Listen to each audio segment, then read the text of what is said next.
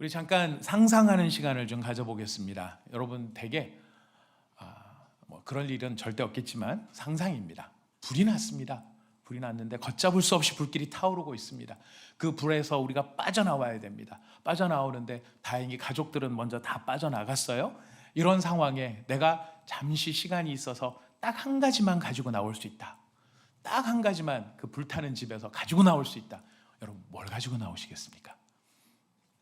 제 앞에 가족이라는 예를 붙인 이유는 일부 때 여쭤봤더니 JS텔에서 와이프요. 이 대답이 얼른 나오시더라고요. 그래서 맞는데, 제가 의도한 바는 와이프가 맞긴 맞죠. 맞는데 그 중에서 여러분 와이프 제외하고 그 중에서 제일 중요한 거 픽 하나 한다 하시면은 뭘 여러분 가지시겠습니까? 아마 머릿속에 각자가 떠오르시리라고 생각을 합니다. 뭔가 있을 거예요. 근데 그것의 가치가 뭘까요? 그렇게 픽했다 했을 때 그 한 가지를 가지고 나왔다. 그것은 사실 가장 어떤 극단적인 경우죠. 모든 게 다 불타 없어질 만한 속에 내가 위험을 무릅쓰고 한 가지를 꺼낼, 바로 그것은 달리 말하면 사실 어떤 면에서 내가 지금 세상을 살아가면서 가장 소중하게 여기고 있는 것, 바로 그것이 그거라고 이야기해 볼 수 있을 것 같습니다. 그럼 사람마다 다르겠죠. 어떤 게 될지 모르겠습니다. 은행 통장이 될지, 집문서가 될지, 현금 따발이 될지 다 돈이네요. 아니면 어떤 경우에는 일기장이 될 수도 있겠죠. 내가 평생 써온 일기장이 될 수도 있을 것이고, 뭔가 다른 걸로 바꿀 수 없는 어떤 가치가 있을지도 모르겠습니다.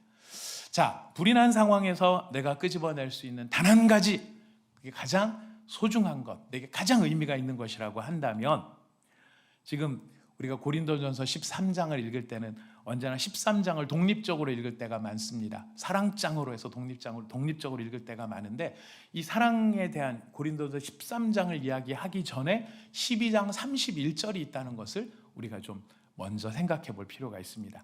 12장 31절 여러분 다시 한번 읽어볼까요? 12장 31절 시작. 너희는 더욱 큰 은사를 사모하라. 또한 가장 좋은 길을 너희에게 보이리라. 사도 바울이 내가 가장 좋은 길을 보낸대. 그래서 제가 이걸 읽다가 영어적인 표현은 어떨까? 영어로는 어떻게 뉘앙스로 표현할까 싶어서 혼자 짐작에 맞춰보자 싶어가지고 혼자 the best way 이렇게 하고서 이제 영어 성경을 찾아봤습니다. 보통 우리가 많이 쓰는 게 NIV 아니면 ESV를 많이 쓰고 있는데요. NIV 성경에 보니까 이렇게 나오더라고요. The most excellent way. The most excellent way라고 나오더라고요. best way가 아니고 the most excellent way. excellent인데 그냥 excellent가 아니고 어떤 excellent예요? most excellent예요. excellent는 이마트에 가면은 냉장고에 하나씩 들어 있습니다. excellent가 아닌데 그런 excellent가 아니죠. The most excellent way. 최고 좋은 길. 이거는 마치 비유로 하자면 불이 났을 때 그 집에서 가지고 나올 내가 갖고 있는 최고의 아이템, 바로 그거를 얘기하는 것처럼 사도 바울도 지금 내가 가장 좋은 길, 가장 좋은 것, 제일 중요한 것. 만약 지금 사도 바울이 순교를 당하기 직전에 한 말씀을 남긴다 그랬을 때 한 말씀 남길 바로 그 얘기인 거예요. The most excellent way. 그게 뭔가? 그게 바로 고린도전서 13장. 가장 좋은 길은 어떤 길입니까? 바로 사랑의 길이라는 거예요. 주 예수님께서 십자가를 지심으로 가셨던 그 길, 그것이 사랑의 길이죠. 사랑하시기 때문에 가셨던 길이시죠. 바로 그 사랑의 길을 우리에게 이야기하심으로 우리에게 무엇을 말씀하시고 싶을까요? 그러므로 우리도 또한 어떤 길을 가라고 말씀하시는 걸까요? 사랑의 길을 가라고. 성경에 얼마나 많은 좋은 말씀들이 많습니까? 얼마나 많은 좋은 가치 있는 단어들이 많습니까? 전도도 있고 제사도 있고 구제도 있고 여러 가지 것들이 있을 수 있는데 그 중에서 딱 한 가지, 그 모든 것을 모든 게 되게 하는 딱 한 가지, 그거를 지금 사도 바울은 사랑이라고 이야기를 하고 있습니다. 자, 그렇다면 우리는 이런 사랑의 길로 가야 할, 사랑의 길로 가라고 우리를 초청하신 그 주님의 초청 앞에서, 그렇다면 우리가 이 사랑의 길로 가기 위해서 뭐를 알아야 되나? 우리가 세 가지를 조금 알 필요가 있습니다. 첫 번째는 성경이 말하는 사랑이라는 것이 얼마나 중요한 것인가, 또 어떤 가치가 있는 것인가를 좀 먼저 살펴볼 필요가 있습니다. 사랑은요, 우리가 우리 하나님이 삼위일체 하나님, 성부, 성자, 성령의 삼위일체 하나님이신데 삼위일체 하나님과 우리가 관계를 가집니다. 예수를 믿는다, 내가 성경의 교회를 다닌다, 또 나는 기독교인이다 그럴 때는 우리가 성삼위 하나님과 관계를 갖는 것을 의미하는 건데요. 성삼위 하나님과 어떤 관계를 갖는가? 일단 하나님은 우리에게 뭐가 되시죠? 아버지가 되시고요. 예수님은 우리에게 어떤 분이 되시죠? 주님이 되시죠. 성령님은 우리에게 어떤 분이 되십니까? 보혜사가 되십니다. 그 세 분의 위치에 따라서 우리는 어떻게 결정이 되느냐? 우리는 하나님의 아들, 딸, 자녀가 되는 것이고요. 그리고 우리는 예수님의 제자가 되는 것이죠. 그리고 우리는 성령님의 거하시는 거룩한 성전이 되는 것이죠. 그래서 우리는 하나님을 믿는다 그랬을 때 그 하나님과의 관계가 구체적으로 바로 이렇게 세 가지로 하나님의 자녀, 예수님의 제자, 성령님이 거하시는 거룩한 성전. 자, 이런 관계를 가졌다라는 것이 왜 중요한가? 또 그렇게 관계를 갖는 게 무슨 의미가 있는가? 우리가 성경의 진수를 한번 살펴볼 필요가 있습니다. 일단 우리 성부 하나님이 어떤 분이신가 우리가 한번 볼 필요가 있는데요. 요한일서 4장 16절 같이 읽어보겠습니다. 시작. 하나님이 우리를 사랑하시는 사랑을 우리가 알고 믿었노니 하나님은 사랑이시라. 사랑 안에 거하는 자는 하나님 안에 거하고 하나님도 그의 안에 거하시느니라. 아멘. 성경에서 하나님을 여러 가지로 표현을 합니다. 영원무궁하시고 무소부재하시고 전지전능하시고 이런 하나님의 속성에 대한 이야기를 하는데 하나님의 속성 중에 가장 본질적, 가장 중요한 인격적 속성이 무엇으로 나와 있습니까? 하나님은 사랑이시라. 성부 하나님의 정체성을 나는 사랑이다 라고 이야기를 하고 계세요. 나는 사랑이다. 그러니까 하나님이 사랑이기 때문에 사랑 안에 거하는 자는 누구 안에 거하는 거예요? 하나님 안에 거하고 하나님도 그의 안에 거하시는, 우리가 하나님 안에 거하고 하나님이 우리 안에 거하시는 그것을 성경은 사랑 안에 거한다라고 표현하고 있습니다. 자, 그러면 성자 예수님은 어떨까요? 우리 요한복음 13장 34절 35절 읽어보겠습니다. 시작. 새 계명을 너희에게 주노니 서로 사랑하라. 내가 너희를 사랑한 것 같이 너희도 서로 사랑하라. 너희가 서로 사랑하면 이로써 모든 사람이 너희가 내 제자인 줄 알리라. 우리의 주님이신 예수님께서 새 계명을 주신다 그러십니다. 새 계명을 주시는데 계명의 핵심이 뭡니까? 사랑하라인데 어떻게 사랑하라예요? 서로 사랑하라. 서로 사랑하라. 그러니까 혼자서 막 사랑하라고 말씀하시지 않고 이 성도들의 관계는 어떠해야 되냐면은 서로 사랑해야 돼요. 일방적으로 받기만 해서는 안 됩니다. 함께 해야 되는 겁니다. 부모 자식들 사랑도 마찬가지예요. 부모가 자식을 사랑하지만 자식도 부모를 사랑해요. 서로 사랑이 필요합니다. 부부 사랑도 마찬가지죠. 서로 사랑이 필요합니다. 이거는 관계 안에 있기 때문에 그래요. 그래서 일방적인 것이 아니라 서로를 사랑해야 되는데 서로를 사랑하는데 어떤 수준까지 사랑하라고 말씀하십니까? 내가 너희를 사랑한 것 같이. 서로 사랑해야 되는데 내 기준이 아니에요. 내가 이 정도 사랑하면 됐지. 사실 저도 그렇게 생각을 합니다. 이 정도 하면 됐지. 저도 이렇게 많이 생각을 합니다만은 주님은 기준을 정해 주십니다. 어떻게 하는 정도까지 사랑하라고 하냐면 내가 너희를 사랑한 거죠. 예수님이 제자들을 사랑하신 거죠. 예수님이 제자들을 사랑하신 사랑이 어떤 사랑입니까? 우리가 잘 아는 대로 십자가에서 목숨을 내어놓는 사랑이죠. 이런 사랑으로 부르신 거예요. 부담스럽기도 하지만은 사실 굉장히 영광스러운 일이죠. 이렇게까지 서로를 사랑할 수 있는 사람들이라니 정말 여러분 목숨 내놓고 사랑할 만한 분이 여러분 주변에 누가 계십니까? 여러분 목숨만큼 아니 목숨보다 여러분 목숨보다 더 중요한 사람. 얼굴 표정이 없어 보이는 듯한 얼굴 표정. 네, 있을 겁니다. 틀림없이 있을 거예요. 내가 정말 사랑할 수 있는 바로 그 사람.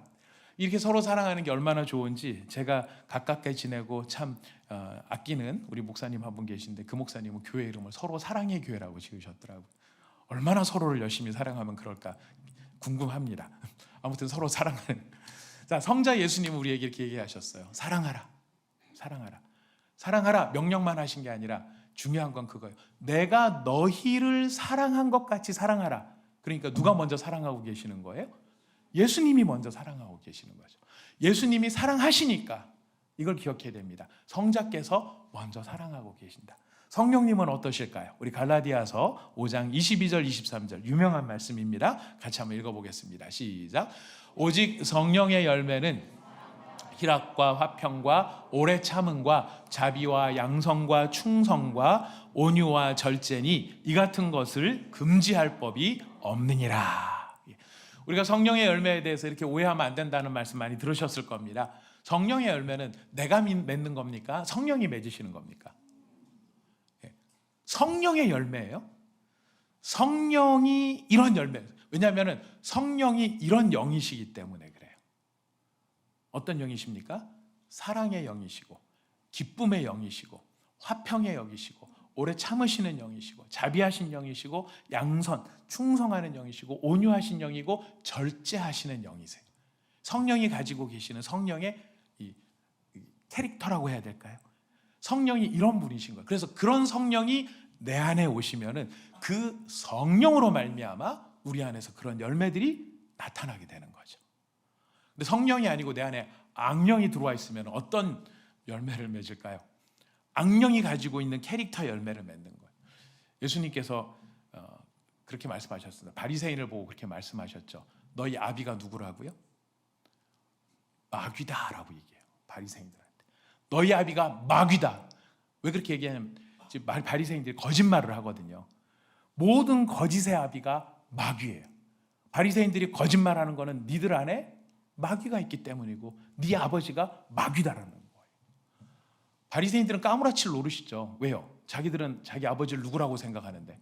하나님이라고 생각하는데 막 하나님을 내 아버지라고 생각했는데 어느 날 시커먼 망토를 두른 사람이 나타나서 I'm your father 이렇게 나타나면 참 그 기가 막힐 노릇이 아니겠습니까?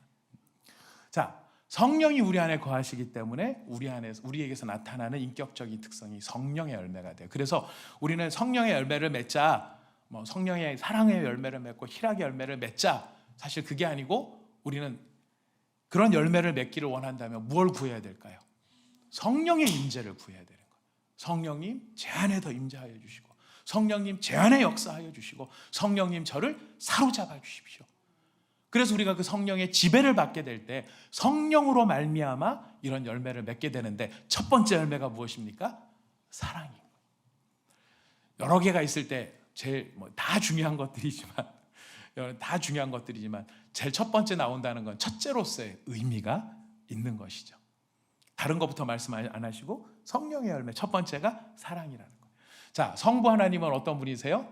하나님은 사랑이시라. 예수님은 너희가 서로 사랑하라 말씀하실 때 누구처럼? 나처럼. 성령님이 맺으시는 첫 번째 열매 사랑의 열매. 그러니까 삼위일체 하나님이 다 사랑으로 연결되어 있으신 사랑의 하나님이신 것을 알려주는 것입니다. 그러니까 그 하나님과의 관계 안에 있으면 자연스럽게 우리도 우리 안에서 뭐가 자라나게 될까요? 사랑이 자라나게 되는 것이죠. 그렇기 때문에 하나님의 자녀되고 예수님의 제자되고 성령의 거룩한 성전이 되어진 우리한테 성경이 요구하시는 게 있는 거예요. 그래서 이런 요구를 하시는 겁니다. 여러분, 구약의 핵심적인 가르침을 여러분 뭐라고 생각해 보실 수 있습니까? 구약에서 떠오르는 가장 중요한 말씀. 구약 그러면 뭔 생각이 주로 나세요? 주로 제사. 아니시군요. 뭐가 생각나세요? 구약 그러면 막 좀 뭔가 율법 딱딱하고 이런 게 생각이 나요? 자, 그런데 구약의 핵심적인 가르침, 우리 신명기 6장 5절 읽어보겠습니다. 신명기 6장 5절 시작. 너는 마음을 다하고 뜻을 다하고 힘을 다하여 내 하나님 여호와를 사랑하라. 자, 레위기 19장 18절 읽습니다. 레위기 19장 18절 시작. 원수를 갚지 말며 동포를 원망하지 말며 내 이웃 사랑하기를 내 자신과 같이 사랑하라. 나는 여호와이니라. 여러분, 이 두 계명 어디서 많이 들어본 말씀 같지 않으세요? 마음을 다하고 내 하나님 여호와를 사랑하라. 내 이웃 사랑하기를 내 자신과 같이 하라. 예수님께서 율법교사가 와서 예수님한테 물어봐요. 계명 중에 어떤 계명이 제일 중요한 계명입니까? 마태복음에 얘기하죠. 예수님이 답하신 내용이에요. 뭐라고 답하십니까? 지금 이 얘기를 하시는 거예요. 내 하나님 여호와를 사랑하라. 내 이웃을 내 몸과 같이 사랑하라. 이것이 율법과 선지자의 강령이니라 이렇게 얘기를 하신 거예요. 위치는 따로따로 있지만 모든 구약의 핵심이 뭐라고요? 사랑하라라는 거예요. 사랑하라. 제사드리라가 아니고 사랑하라. 신약은 어떻습니까? 우리 앞에서 읽었어요. 요한복음 13장 34절. 예수님이 새 계명을 주시겠대요. 새 계명. 자, 새 계명을 너희에게 주노니 뭐 하라고요? 서로 사랑하라. 여러분, 제자는요 스승을 닮습니다. 제가 지난번에도 한번 말씀을 드렸는데요. 중국 무협 영화 이런 걸 보면은 어렸을 때 참 재밌게 봤습니다. 거기 보면은 다양한 유파가 나옵니다. 예, 거기 아주 뭐 경공술도 나오고 뭐 여러 가지가 나오는데 이 중국 무협 이 계보에 보면은 동물의 모습을 흉내낸 권법들이 있어요. 혹권, 호랑이 모습 흉내내고, 사권 그래서 뱀 흉내내고, 그다음에 용권 그래갖고 용의 모습을 흉내내는 이런 여러 가지 분파가 있습니다. 모습만 보면 딱 알아요.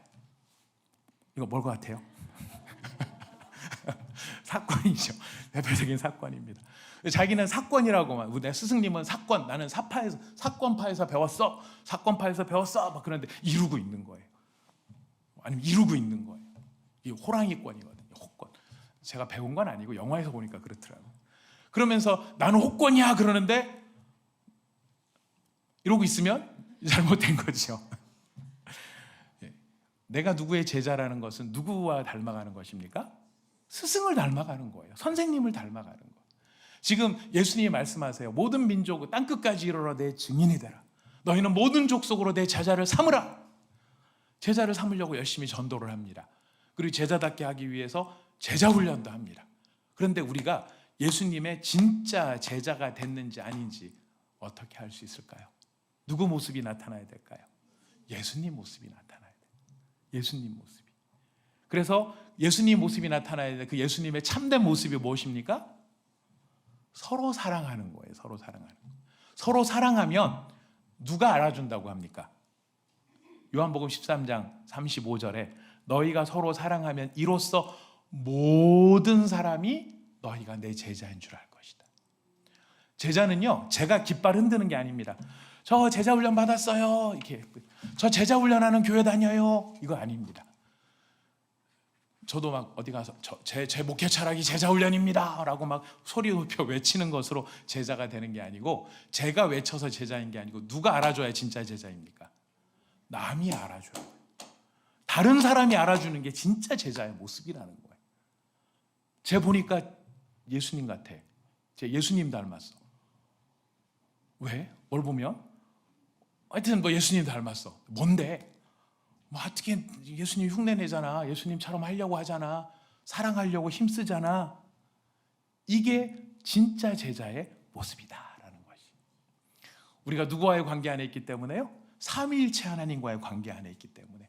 삼위일체 하나님이 가지신 가장 그 근본적인 아름다운 속성이 삼위일체 하나님과 관계를 맺고 살아가는 우리한테서 나타난다는 거예요.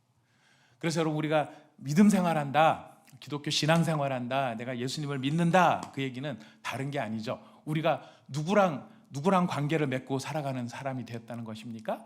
삼위일체 하나님하고 뗄래야 뗄 수 없는 서로 사랑하는 사이가 됐다. 이것이 우리 기독교 신앙의 본질인 거예요. 기독교 신앙은 불교랑 다릅니다. 제가 불교를 이렇게 낮춰보자는 게 불교의 특성을 이야기하자는 겁니다. 여러분, 불교에서 보니까요, 108배를 드리는 분, 어떤 분은 1000배를 드리는 분, 심지어는 3000배를 드리시는 분, 심지어 저쪽 라마 쪽 이렇게 뭐 이쪽 이야기를 보니까 거기는 오체 투지라고 하더라고요. 몇백 킬로미터, 몇천 킬로미터를 이게 오체, 몸에 5군데가 다 땅에 닿아야 돼요. 그래서 여기 막 타이어 붙이고, 막 무릎에 타이어 붙이고, 그래서 절 한 번 하고 한 걸음 걷고, 절 한 번 하고 한 걸음 걷고. 근데 절을 하는데 그냥 하는 게 아니라 이마가 땅에 닿아요. 그래서 오체 5개가 다 땅하고 투지가 돼야 돼요. 제가 제일 궁금한 건 그거였어요. 제가 해보진 않았거든요. 어디서 불교를 다녀보고 절밥을 먹어보긴 했지만, 제가 중학교 다닐 때부터 교회를 다니면서 이제 예수님을 믿었는데, 그 전에는 그냥 부모님, 어머님이 가니까 같이 따라갔었던 그 정도의 수준이었었어요. 근데 항상 궁금해요. 1000배를 드리는 사람은 무슨 생각을 하면 1000배를 드릴까? 혹시 해보신 분들 무슨 생각을 하시면서 해보셨습니까? 3000배를 하신 분들 무슨 생각을 하셨습니까? 그리고 또 불교에서는 스님들이 용맹정진을 한다고 하죠. 하한거 동한거를 들어가십니다. 여름 되고 겨울 되면 면벽을 하시는 거예요. 들어가셔서 벽 앞에 앉아서 이 용맹정진을 하실 때는 누워서도 안 잡니다. 다 앉아서 합니다. 수행을 하는 거죠. 또 궁금해요. 거기서 무슨 생각을 하시는 거지? 무슨 생각을? 제가 생각이 안 드니까 저는 제 기독교식 목사식으로 생각하는 거예요. 부처님을 구하나? 석가모니의 임재를 바라나? 석가모니를 사귀나? 이런 생각을 드는데 아니더라고요. 그분들이 그렇게 수행하는 것은 부처님과 사귀기 위해서 하는 게 아니고 본인이 수행을 통해 해탈해서 부처가 되기를 원하는, 자기가 부처가 되는 거예요. 그러니까 그 수행의 과정을 쭉 거쳐가는 거죠. 굉장히 어떤 면에서 그러니까 사실 고독하고 외로운 과정이죠. 여러분 기억하십시오. 우리 기독교 신앙은요, 그렇게 수행하는 관계, 수행하는 게 아니에요. 철야를 하고 우리도 금식을 합니다만은 그게 내가 해탈하기 위해서 수행하는 게 아니고, 이 모든 게 누구를 구하는 것입니까? 우리는 예수님을 구하는 거죠. 성령님을 구하는 거죠. 하나님을 구하는 거죠. 제가 하나님을 더 알기를 원합니다. 주님과 더 깊이 사귀기를 원합니다. 여러분, 이런 과정들을 통해서 우리 마음에 체험이 생겨요. 주님의 임재를 경험할 때도 있고요. 뭔가 주님께서 우리에게 깨닫게 해주시는 게 있어요. 우리가 주님의 임재를 막 경험할 때는 막 세상이 바뀌는 것 같습니다. 너무 행복해집니다. 기쁨이 있습니다. 여러분, 그런 경험도 우리가 다 있지 않습니까? 하나님을 알아가는 그때의 기쁨이 너무 좋으니까 무슨 생각을 하냐면, 하나님, 이 기쁨만 유지할 수 있다면, 이 기쁨만 계속 유지될 수 있다면 주님, 그냥 여기가 너무 좋습니다 라는 생각이 들 때가 있어요. 베드로의 심정이 이해가 되는 거죠. 이곳이 좋사오니 초막 셋을 짓고, 이런 마음이 막 이해가 되는 겁니다. 하나님의 경이로우심, 하나님의 높으심, 하나님의 하나님 되심 앞에 우리가 그 은혜를 체험하게 되면 더 하나님을 알고 싶고, 더 하나님을 사랑하고 싶고, 더 하나님을 갈망하는 그런 마음이 우리 가운데 채워집니다. 근데 여러분, 항상 이렇습니까? 항상 그렇지는 않죠. 항상 그랬으면 좋겠는데, 근데 어떤 때는 이런 게 충만하긴 하지만 어떤 때는 하나님이 저 멀리 계시는 것 같고, 어떤 때 우리 감정도 기분이 나쁠 때가 있잖아요. 별로 이렇게 막 행복하지 않을 때도 있습니다. 그럴 때는 하나님한테 기도할 때도 약간 좀 우리가 좀 틱틱거린다고 표현할까, 이런 것도 있을 수 있습니다. 하지만 그렇게 내가 힘든 상황이고 내가 바닥을 치는 상황일지라도 성도는요, 그 모든 것을 누구와 함께 하는 것이죠? 하나님과 함께 하는 거예요. 예수님과 함께 하는 거예요. 내가 막 기분이 나빠요. 예수님, 제가 기분이 나빠요. 기분이 나빠도 예수님한테 기분이 나쁘다고 하는 거예요. 그래서 제가 이걸 가만히 생각해 보니까 신앙생활을 정의하니까 이렇게 정의할 수 있겠더라고요. 신앙생활은 하나님과 지지고 볶는 것이다. 제가 딱이에요. 신앙생활이 뭔가 하나님을 생각하지 않고, 하나님을 의식하지 않고, 하나님과 함께하지 않는 것은 진짜 기독교 신앙이라고 말할 수 없어요. 참된 기독교 신앙은 하나님하고 지지고 볶는 거예요. 내가 말을 잘 못 들어도 하여튼 하나님한테 혼나면서도 늘 하나님을 의식하고 하나님과 함께하는 거예요. 이게 신앙의 본질이라고 한다면, 신앙의 본질상 가장 나쁜 상태는 어떤 상태일까요? 하나님과 떨어져 있는 거예요. 하나님과 떨어져서 나 혼자 하는 거예요. 나 혼자 하는 거예요. 이게 나 혼자 한다는 게 무슨 죄를 지을 때만 혼자 하는 게 아니고요. 사실 성도가 하나님 없이 살 수가 없고 살 수도 없는데도 불구하고 그렇게 살아가는 때가 있대요. 놀랍게도 오늘 고린도전서 13장이 그 이야기를 하고 있는 겁니다. 고린도서 13장 1절부터 3절 우리 같이 한번 다시 읽어보겠습니다. 하나님하고 떨어져서는 안 될 것 같은데 그렇게도 살 수 있다라는 것, 이거를 지금 이야기를 합니다. 13장 1절부터 3절 시작. 내가 사람의 방언과 천사의 말을 할지라도, 내가 예언하는 능력이 있어 모든 비밀과 모든 지식을 알고 또 산을 옮길 만한 모든 믿음이 있을지라도 사랑이 없으면 내가 아무것도 아니요, 내가 내게 있는 모든 것으로 구제하고 또 내 몸을 불사르게 내줄지라도 사랑이 없으면 내게 아무 유익이 없느니라. 사람의 말, 사람의 방언, 천사의 말, 예언하는 능력, 비밀, 지식, 산을 옮길 것 같은 믿음, 모든 것을 주는 구제, 심지어는 내 몸을 불사르게 내어주는 순교의 현장, 이게 어떻게 주님 없이 가능할 수 있을까요? 불가능할 것 같아요.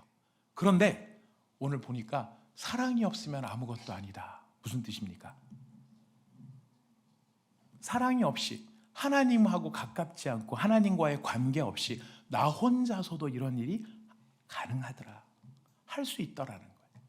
문제는 뭡니까? 할 수는 있는데 되기는 되는데 그게 꽝이더라는 거예요. 아무것도 아니더라는 거예요. 여기 혹시 방언하시는 분들 계신 것 같아요. 한 2개, 3개 통변하시는 분도 계실 것 같고, 저도 예전에는 기도하면은 진짜 그런 경험도 있었습니다. 신유의 은사가 나타나는 때가 있더라고요. 하나님이 하시니까 또 하시게 되더라고요. 제가 능력이 있는 게 아니고 어떤 때는 그런 게 나타나더라고요. 자, 근데 문제는 이게 이런 은사뿐만이 아니에요.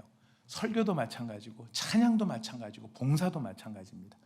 할 수 있습니다. 다 할 수 있는데 문제는 사랑 없이 할 수 있더라는 거예요. 하나님하고 상관없이 할 수 있더라는 거예요. 내가 하고 있더라는 거예요. 하기는 했는데 결과가 뭐예요? 아무것도 아니더라는 거예요. 그게 심각한 거예요. 할 수는 있지만, 하기는 했지만, 봉사도 하고 구제도 하고 선교도 하고 나가서 엄청난 일을 했지만 그게 하나님과 관계돼서 하나님을 위한 것이 아니라 내 명예를 위하고 내 자존심을 위하고 나를 위해서도 얼마든지 할 수 있더라. 그래서 하기는 한 거예요. 그게 비극이에요. 막 설교를 했는데 수많은 사람이 막 은혜 받고 회개하고 막 돌아와요. 근데 정작 설교를 한 설교자는 돌아서서 마음이 허전한 거예요. 텅 빈 거예요. 어서 막 찬양제를 막 쫙 하면서 막 찬양을 열심히 했어요. 막 많은 사람이 청중이 은혜 받았어요. 근데 돌아가는데 찬양대원은 마음이 허전한 거예요. 우리 찬양대 얘기 아닙니다. 선교사님이 평생 선교 사역을 잘 했는데 끝나고 나오면서 마음이 허전하더라. 여러분, 이렇게 될 수 있다는 것이 무서운 거 아니겠습니까? 성경은 그 이야기를 하고 있어요. 하나님 없이도 가능하더라. 그런데 문제는 일이 되는 게 중요한 게 아니고 그것이 아무런 가치가 없다. 누구 앞에서? 하나님 앞에서. 무서운 이야기입니다. 사랑이 없으면, 사랑은 따지고 보면은 모든 것을 가장 가치 있게 만들어주는 핵심적인 요소가 사랑이라는 거예요. 비록 미숙하고 부족하고 불완전해도 그 안에 사랑이 담겨 있으면, 즉 하나님과의 관계가 친밀한 관계가 그 안에 있다면 부족할지라도 그건 가치가 있는 거예요. 그러나 겉으로는 완벽할지라도 그 안에 하나님이 없으면, 하나님을 사랑하는 것이 없으면 그 모든 것은 아무 유익이 없는 것이 되더라. 사랑의 가치가 이 정도로 중요하다 하는 것을 이야기를 하는 것입니다. 그렇다면 이 아름다운 사랑, 이 귀한 사랑, 어떻게 어디서 출발하고 우리는 어디에서 얻을 수 있겠느냐라는 거예요. 여러분, 저희가 설교를 하거나 저도 마찬가지입니다. 막 각오하고 결심합니다. 사랑해야지 각오하고 결심합니다만 이제 지금껏 지내온 여러 사역들이나 삶의 상황을 보니까요, 제 안에는요 사랑이 없더라고요. 그러니까 제 개인의 삶 안에는, 제 안에는 사랑이 없더라고요. 그래서 도대체 이 사랑을 그럼 어디서 얻어야 되나? 어디서 얻어야 되는가를 이제 고린도 전서가 이야기를 하고 있습니다. 우리 13장 8절부터 12절까지 읽어볼까요? 8절부터 12절 시작. 사랑은 언제까지나 떨어지지 아니하되 예언도 패하고 방언도 그치고 지식도 패하리라. 우리는 부분적으로 알고 부분적으로 예언하니 온전한 것이 올 때에는 부분적으로 하던 것이 패하리라. 내가 어렸을 때 말하는 것이 어린아이와 같고 깨닫는 것이 어린아이와 같고 생각하는 것이 어린아이와 같다가 장성한 사람이 되어서는 어린아이의 일을 버렸노라.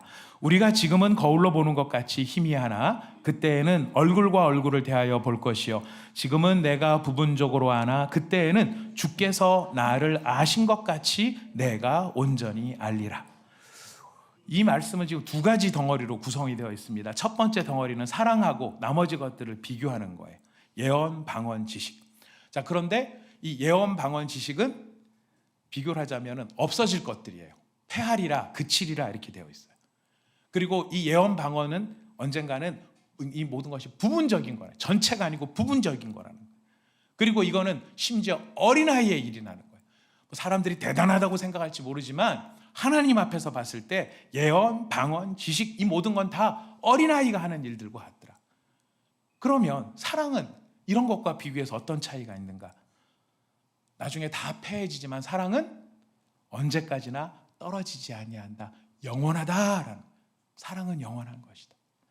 사랑은 온전한 것이다.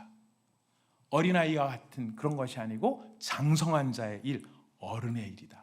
사랑은 누구의 일이라고요? 어른의 일이라는 것. 이렇게 사랑의 영원성에 대해서, 사랑의 아주 독보적인 것에 대해서 이야기를 합니다. 자, 그런데 재미있게 이렇게 사랑에 대해서 이야기를 하다가 갑자기 아는 것으로 넘어갑니다. 지금은 거울로 보는 것 같이 희미하지만 그때는 얼굴과 얼굴을 대하여 볼 것이요 지금은 내가 부분적으로 아나 그때는 주께서 나를 아신 것 같이 내가 온전히 알리라. 뭐를 알까요?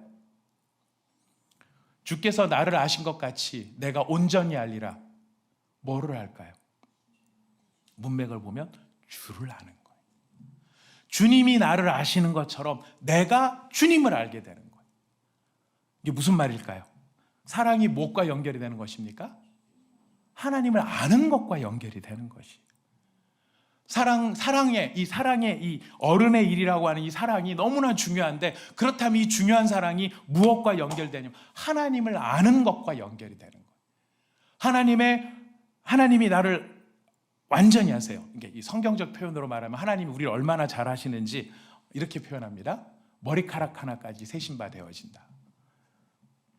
제가 그냥 관용적 표현으로 생각했는데 따져보니까 진짜 놀랍더라고요. 여러분 머리카락 몇 개세요?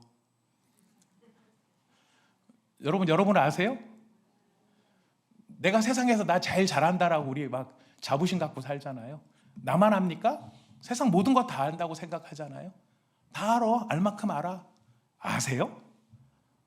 그럼 머리카락이 몇 개세요? 제가 시비 걸자는 게 아니고 성경이 지금 이렇게 말하고 있다. 지금 이 얘기를 하는 겁니다. 여러분 머리카락은요, 아침 개수 틀리고 저녁 개수 틀려요. 수시로 변해요. 근데 주님은 그것을 아신다는 거예요. 완전하게 아신다는 거예요. 근데 우리도 그렇게 주님을 알게 될 때가 있다는 거예요. 그 완전한 암 속에 무엇이 존재하느냐면 바로 사랑이 존재한다라는 거예요. 우리 하나님께서 가지신 사랑을 이렇게 우리에게 보여주셨습니다. 우리 로마서 5장 8절 말씀을 같이 읽어보겠습니다. 시작. 우리가 아직 안 나왔군요. 네. 5장 8절 시작. 우리가 아직 죄인 되었을 때에 그리스도께서 우리를 위하여 죽으심으로 하나님께서 우리에게 대한 자기의 사랑을 확증하셨느니라. 내가 너 진짜 사랑해. 정말 사랑해. 근데 그 정말 사랑한다는 것을 어떤 모습으로 보여주셨냐면 우리가 아직 죄인 되었을 때 사랑해 버리셨어. 그 얘기를 하시는 거예요. 지금 이야기를 보여주는 게 고린도 교회의 모습입니다. 우리 고린도전서를 쭉 읽었는데요. 읽으면서도 역겨운 게 고린도 교회예요. 고린도 교회는 제가 대충만 따져봐도 대충 봤는데 13개예요. 더 될 것 같아요. 교회가 분열이 생겼죠. 십자가의 도에 대해서 오해하죠. 성령의 계시에 대해서 무지하죠. 교만하죠. 근친상간의 문제가 있죠. 세상 법정에다가 형제를 고발하는 어리석음이 넘치죠. 매춘 행위가 그 안에서 벌어지고 있습니다. 결혼 문제와 이혼이 그 안에서 이슈가 되고 있어요. 우상에 대한 잘못된 지식들 속에 무절제한 행동을 하고 있습니다. 가난한 자들을 차별합니다. 심지어는 교회 안에서 집회를 하는데 술에 취해서 집회를 합니다. 은사에 대해서 곡해합니다. 육체의 부활을 부정합니다. 보다가 토 나올 것 같은 교회, 만약에 실체를 들어가서 고린도 교회를 보면은 토가 나올 것 같은 거예요. 근데 너무나 아이러니하게도 이렇게 죄가 많은 교회인데 성령의 은사는 또 무지하게 나타나는 교회예요. 성령의 은사가 무지하게 나타나니까 결과가 뭔지 아십니까? 방언하면서 싸우고요, 봉사하면서 싸우고요, 전도하면서 싸우고 예배드리면서 싸우고 있는 게 고린도 교회의 모습이에요. 질문이 늘 듭니다. 고린도 교회만 오면은 항상 질문이 듭니다. 왜 하필 이런 사람입니까? 왜 이런 교회를 교회라고 말하고, 이런 사람을 성도라고 말하고, 이런 사람들을 내가 사랑한다라고 말하고 계시고, 도대체 왜 고린도 교회 이렇게 문제 많은 사람, 문제 많은 교회인데 내 몸이다라고 이야기를 하시나요? 도대체 왜 그러시나요? 질문이 생겨요. 고린도 교회를 향해서도 주시는 메시지지만 이 메시지를 고린도 교회를 읽어가는 고린도전서를 읽어가는 우리에게 주시는 메시지가 있어요. 하나님의 사랑이란 어떤 사랑인가? 바로 이런 자들을 품어내는 것이 하나님의 사랑이다라는 거예요. 이런 부족한 사람, 이렇게 잘났다고 싸움박질하는 교만한 사람들, 하나님의 은사를 받고도 은사 받으며 싸움박질하고 있는 그 철딱선이 없어 보이는 그런 사람들, 그러나 그런 사람들을 내가 품고 내가 데려가고 내가 이해시키고 내가 그들을 감동시키고 그들을 깨우쳐주며 그래서 기어이 예수님 닮은 사람으로까지 성장하도록 만들어가는 것, 그것이 하나님의 사랑이다라는 것이. 고린도 교회 모습을 보면 너무나 비정상적입니다. 우리가 생각하는 교회 모습하고 너무 동떨어져 있어요. 그런데요, 그 비정상적인 교회의 모습이 사실은 교회로서는 정상적인 모습이에요. 무슨 말이냐면 여러분 완벽한 교회나 여러분이 이상적으로 생각하는 교회 어느 교회십니까? 보셨습니까? 서초동의 에스모 교회? 압구정도의 거기도 에스모 교회? 저쪽 수지에 있는 거기도 에스모 교회? 숫자를 붙여야 되는 거였군요. 갑자기 설교하다 깨달았네요. 저희 앞에다 뭐 S 하나 붙여갖고 온사랑의 교회 해야 될 것 같습니다. 그런 교회가 완벽한 교회일까요? 아닙니다. 거기도 다 지지고 볶는데, 다 지지고 볶아요. 다 지지고 볶아요. 여러분, 성경에 등장하는 인물 중에 온전한 사람이 누구라고 생각이 되십니까? 떠오르는 사람 있으세요? 성경 인물 중에서 막 금방 떠오르는 사람, 욥, 다니엘, 아비가일. 꼽아야 돼요. 성경에 등장하는 인물 6천 명이 넘거든요. 그 중에서 정상적인 사람 꼽아야 돼요. 무슨 말입니까? 정상적인 사람은 대부분 없고 다 비정상적인 사람이에요. 근데 은혜가 은혜되고 사랑이 사랑되는 자리는 바로 그 비정상적인 사람들을 하나님이 택하셔서 그들을 설득하시고 그들을 데려가시며 그들을 끌고 가시면서 이해시키시면서 기어이 하나님이 변화시키더라. 그것이 하나님의 사랑이라는 것을 우리에게 알려주는 거예요. 이게 왜 중요할까요? 이 손길이 누구를 다루는 손길이에요? 나를 다루는 손길입니다. 우리가 그럴듯한 모습과 그럴듯한 모습, 저도 뭐 이렇게 그럴듯한 모습으로 앉아있지만 서 있지만 우리는 사실 이런 부족함들이 다 면면 속에 다 딸려있는 사람일지 몰라요. 제가 이 3번 대지하고 연결이 되는 거지만 미리 말씀을 드리자면, 제가 이제 사람이 금방 안 변하고 하나님을 믿고 은혜 받아도 잘 안 변한다는 거를 누구를 통해서 제일 많이 보느냐면 저를 통해서 제일 많이 봐요. 제가 우리 미리 말씀을 좀 띄워주실까요? 요한복음 14장 26절 한번 부탁드리겠습니다. 거기 한번 읽어보실까요? 시작. 보혜사 곧 아버지께서 내 이름으로 보내실 성령, 그가 너희에게 모든 것을 가르치고 내가 너희에게 말한 모든 것을 생각나게 하리라. 그래서 성령 충만을 구하고 성령이 제게 임하시는 걸 느끼고 막 성령의 임재하심 가운데 기뻐하는데, 제가 저 말씀을 보면서 자꾸 모순스러운 거예요. 모든 것을 가르치시고 모든 걸 생각나게 하신다는데 저는 모르겠는 거예요. 기도를 하지만 기도 응답도 금방 안 있는 것 같고, 나는 이게 정말 궁금한데 여기에 대해 설명도 잘 안 되는 것 같고, 이게 뭐지?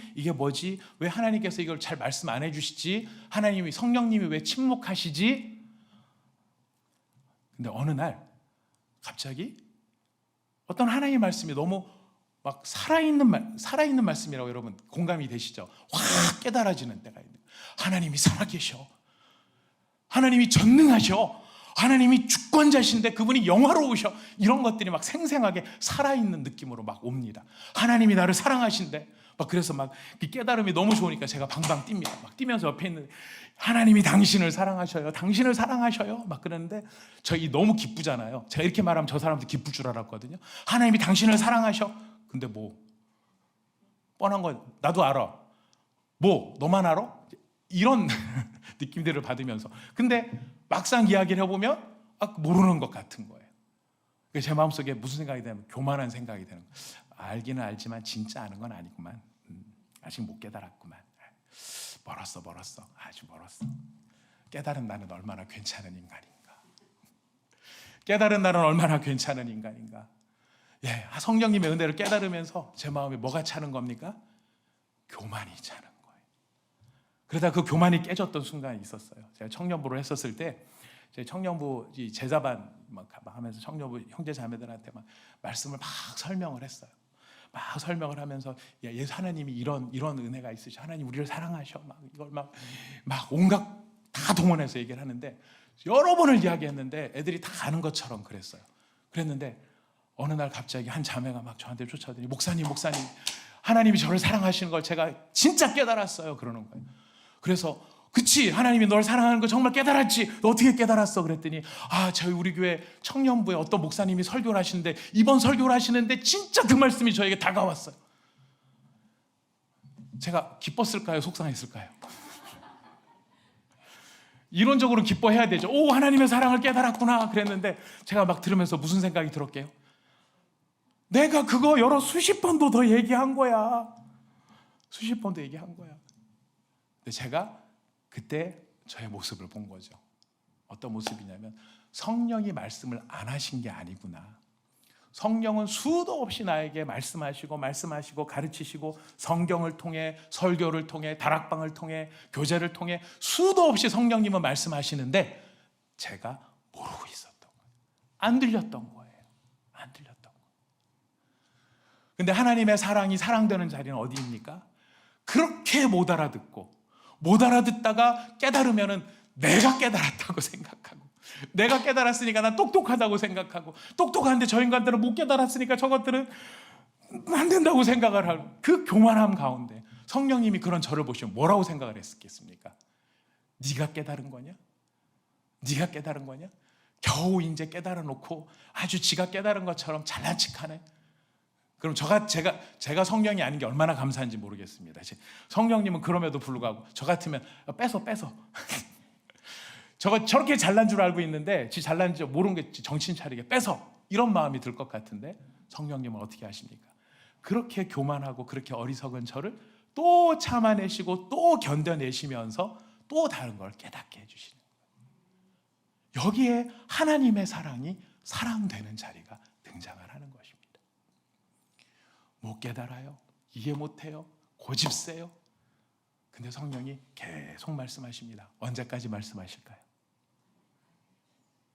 알아들을 때까지. 성령님이 계속 품어주시는 거예요. 언제까지? 이해할 때까지. 성령님이 계속 강조해 주시는 거예요. 언제까지? 우리가 그 사랑 안에 감동할 때까지. 이것이 성경이 우리에게 말씀하시는 하나님의 사랑인 거예요. 그래서 고린도전서에서 이렇게 이야기를 합니다. 우리 고린도전서 13장에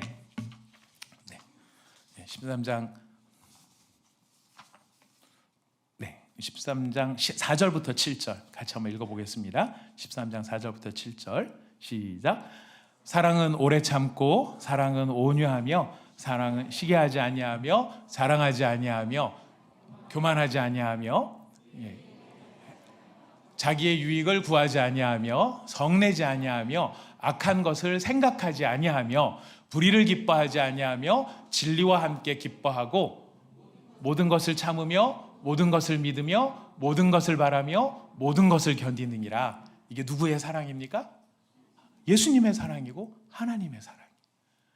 그래서 그 사랑이 첫 번째로 등장하는 게 뭐냐면 오래 참고 이게 아니고 오래 참고. 그 정도입니까? 하나님 우리를 참아주시는 오래 참고가? 저기 벌써 역시 찬양대는 달라요. 발성이 달라요. 오래 참으시는 거예요. 오래 참으시는 거예요. 그 오래 참으심으로 언제까지? 깨달을 때까지, 이해할 때까지, 설득될 때까지, 감동될 때까지. 그래서 기어이 감동시키시는 거죠. 그래서 우리에게 소망이 있는 거예요. 왜? 나는 이런 사랑을 알지 못하고 성령이 말하는데 듣지 못하지만 그럼에도 불구하고 소망이 있는 것은 언제까지 주님이 말씀하시는가? 알아들을 때까지, 이해할 때까지, 깨달을 때까지. 그래서 우리로 누구를 닮아가도록요? 예수님을 닮아가도록, 예수님 흉내내도록. 제가 이번 주에 그 어떤 기업을 하시는 분하고 잠깐 교제를 할 기회가 있었습니다. 교제를 하면서 제가 참 큰 도전을 받았어요. 그분이 이런 얘기를 하시더라고요. 하나님의 깨우치심을 경험을 한 적이 있었는데, 기도를 하는 과정 속에 하나님이 이렇게 감동을 주시더래요.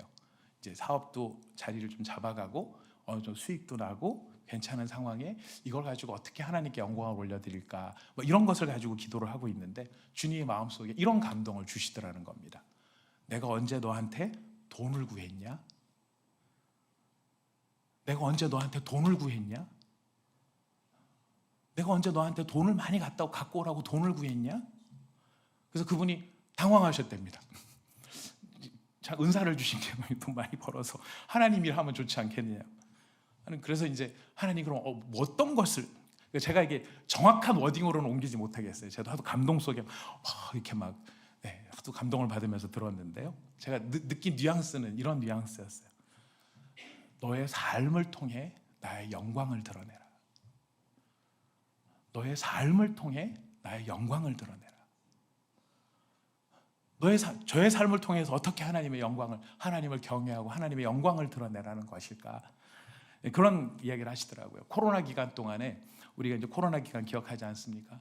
막 여러 기업들이나 사업들이 다 어려워지고 기업들마다 생존을 위해서 많은 걸 이제 막 절약을 해야 되는 때에 여기 사업장에도 이렇게 직원들을 놓고 보니까 뭐 굳이 이 직원은 없어도 충분히 일이 다 돌아갈 만한 상황이더래요. 그래서 이 재정을 아끼고 오래 버티기 위해서는 이 사람들을 좀 정리를 하고 지출을 줄이면은 더 좋겠다, 이런 생각이 드는데, 그 생각이 드는 마음속에 바로 이 도전, 삶을 통해 하나님을 경외하는 것, 삶을 통해서 사람을 살리는 것, 삶을 통해서 어떻게 사람을 살릴까, 다른 게 아니라 바로 이 직원을 자를 수 있지만 자르지 않는 것. 왜냐하면 이 직원은 한 사람의 직원이 아니고 이 사람과 연결된 가족들이 있잖아요. 내가 할 수 있는 한 이 사람들과 함께 가는 것이 이 사람을 살리는 일뿐만 아니라 이 사람의 가족을 살리는 일이다. 우리 마음속의 생각은 절약해서 더 많이 벌고 하는 게 우리 마음일지 모르고, 그게 또 하나님께 내가 돈 많이 벌어서 주일 많이 할게로 생각할지 모르지만, 하나님은 거기에서 무엇을 말씀하시는 겁니까? 돈이 아니고 사람이고, 사람을 향한 마음은 사랑의 마음인 거죠. 오늘 우리에게 주시는 결론적인 이야기이기도 합니다. 고린도 교회는 은사도 많고 기적도 많고 모두 많았어요. 모두 많았어요. 그러나 여러분, 극단적으로 말하면요, 하나님 우리를 방언을 위해 부르지 않으셨어요. 하나님 우리를 사명을 위해 부른 것도 아니에요. 하나님 우리한테 비전 때문에 부르신 것도 아니에요. 하나님 우리를 부르신 것은 사랑을 위해 부르신 거예요. 하나님이 우리를 부르신 것은요, 사랑을 위해 부르신 거예요.